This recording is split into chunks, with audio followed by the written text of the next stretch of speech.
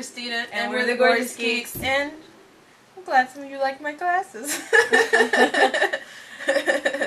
But no, Smallville had its 200th episode tonight. Yes, they did. And I loved it. There were some nice moments in there. I thought the whole thing was a nice moment. Really? Yeah. Okay, I just gotta say that part with the counselor or the teacher or whoever she was, that was the most pointless scene in the history of the show, I think. That's why Brainiac got rid of her just for... there was no point to her even being in there. I just gotta say that, starting off. Well, the point was to show that Brainiac was there. That was the point. There was no... You can't seriously think of anything better to write?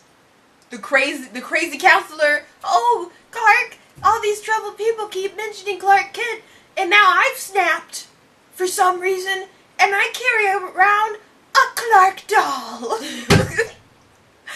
As soon as I saw that, I was trying to go on the Twitter. I could not remember the password for the life of me, and I was about to write, "Oh no, this episode's starting off bad." That was the hokiest opening ever. It was bad. Okay, it was. I did laugh when I saw this little voodoo doll. I was just wondering, where in the world did she get that doll? It was so funny, it's like die. Sorry, Thor. I'm seriously, what are you about to do to this kid at the reunion? I don't know, but it was funny. I was laughing. It was so dumb. I was so scared for the episode at that point. They're ruining the 200th episode! But I did understand. There was no understanding! It was so pointless! It's not I was ready to go on a tangent then and there. It wasn't that big of a deal, Christina. There was so many good moments between Lois and Clark, and I absolutely loved it. I loved the whole future. I hope there's no more going backwards at this point. No more backward stuff. Yeah. They said, "I love you," and it just needs to go on from there. He saw that she's good for him and keeps the secret, and how useful she was and trustworthy she was in the future, and so it just needs to be how it is. That is very No true. more stepping backwards. No more of this insecure crap. Let them be who they are. Yeah. And I really, I love the future Lois and the whole interaction and how she... Yeah, I came downstairs to watch that scene again. It was just beautiful. And then Clark in the elevator with the future Clark, and I applauded. I made a weird squeal noise. I did when I saw it, and then I did. I can't. It was just finally. Know what happened. And then Clark even made a joke how did I become such a nerd, But... Oh, I gotta say this though, cause I saw this the clip of when he goes into the high school and he sees that girl. She's like, "When did you become such a bumbling nerd or something?" And I'm like, well, first of all, these are some of the rudest people ever. Especially that girl at the punch table. Yeah. I would have not... Oh my God. I would say smash the cupcake in her face. She was just evil. And she was polite and evil. She wasn't even one of those mean girls. Or she was just some fat loser chick that just reveled in making others feel bad because she's the one who probably went in the bathroom and cried about being fat. So she needs to find slight ways to make other people feel miserable. Oh, this chick's beautiful, and she's with this hunky guy. I need to make her feel like crap, and mention all the people that I know Clark's not with to make her feel like crap. She was just a terrible part of that episode. Well, yeah. Kudos to the people who dressed Erica Durant. She looked absolutely beautiful. Yeah, I really liked that dress. She looked really good in that dress. But anyway, back to the point. I'm he's never ever really been a nerd. What are they talking about? I don't know. Especially not senior year. The only thing that was geeky about... there really was never anything geeky about. The only thing, because the kryptonite necklace, the geekiest thing that about Clark was the fact that the most popular kid in school didn't like Clark, Lana's boyfriend. That was pretty much it. That was pretty much it. And it was very unrealistic. We could be complaining, and people are like, "Oh, Tom Welling is the Superman of our generation, the Clark Kent, like you saw them in the elevator. There was how he is and how he should be night and day. And then the top, let's just refer to what is Clark Kent, because he's the real Clark Kent, Tom Welling. And Tom Welling looked kind of snooty and like, I don't want to do that. Like, I don't want to be like that. Why are you, like, so uptight? Like, they always went out of their way to make sure that he wasn't a geek. Like on the show, it was Lex who was, like, devoted to comic books, and Clark was just kind of like, alright, you nerd. Well, he actually wasn't like that, but you get the point. I get the point. I know what you're saying. He's just...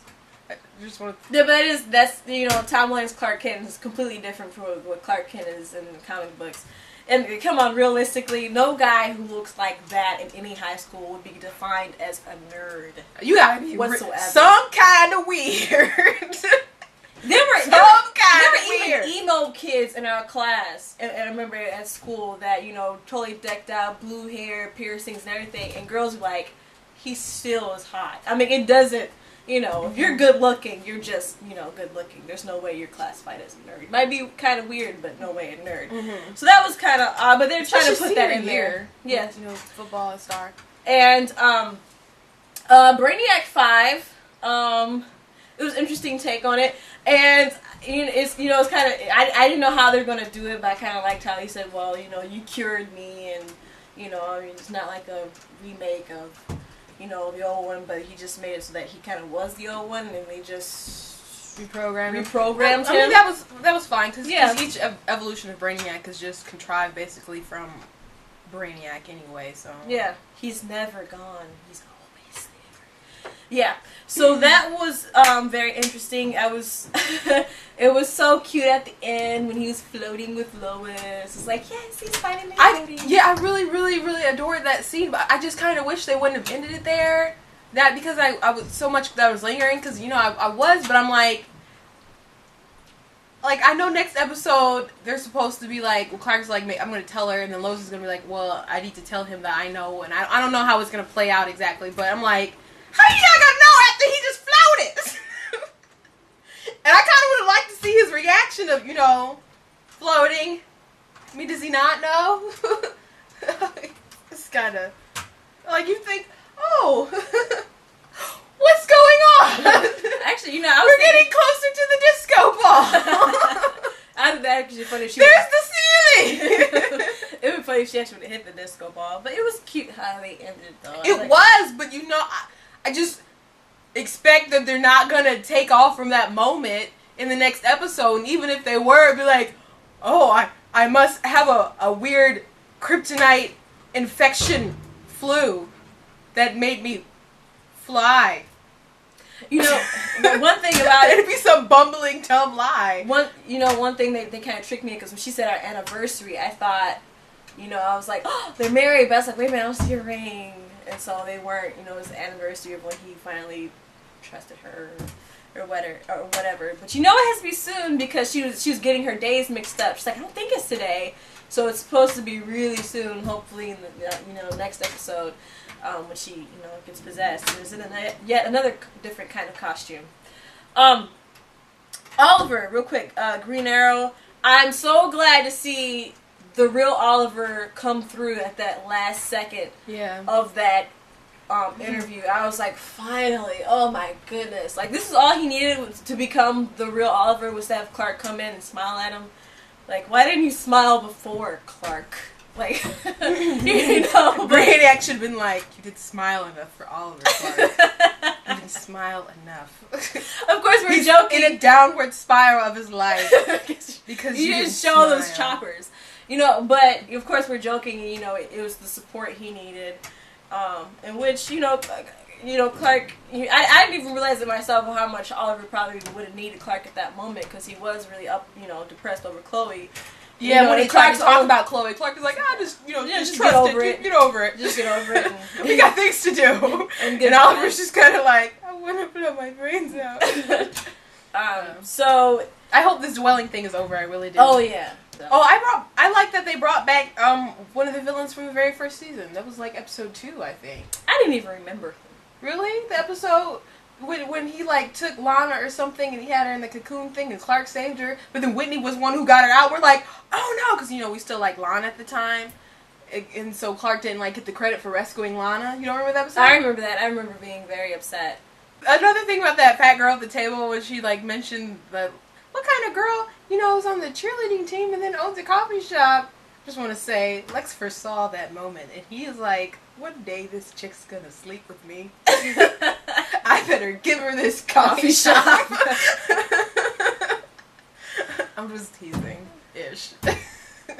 So, Chloe. What did you think about the torch thing and Chloe sending them a text at the end? Oh, I don't know. I thought that they're doing that douche move.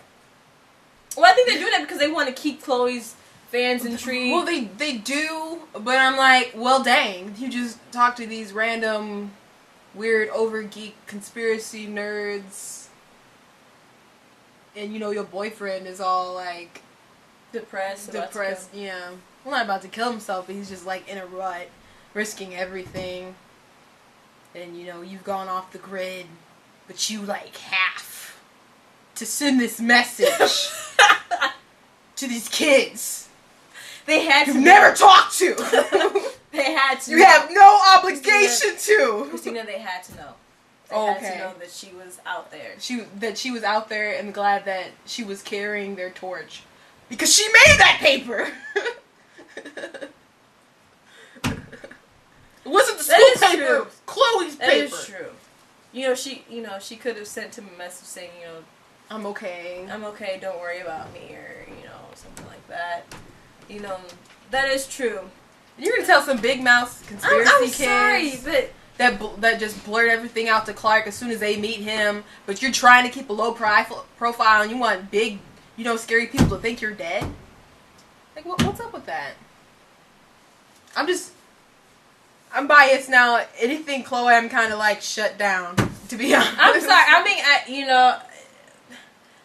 all the Chloe fans out there, that is kind of a douche move. I mean, her boyfriend, the love of her life that she never... I left you more than the husband I don't care to mention. More than anybody. Never felt this way before, and she's, completely left him out in the dark. But it is kind of douchebaggy. It is. I bet that fat girl at the punch table was her friend. I was kind of surprised they didn't, well, I guess they didn't need to show any more people. I kind of wanted... You mean like people who were actually like on the show prior? Yeah. But it probably would have been hard to do it anyways.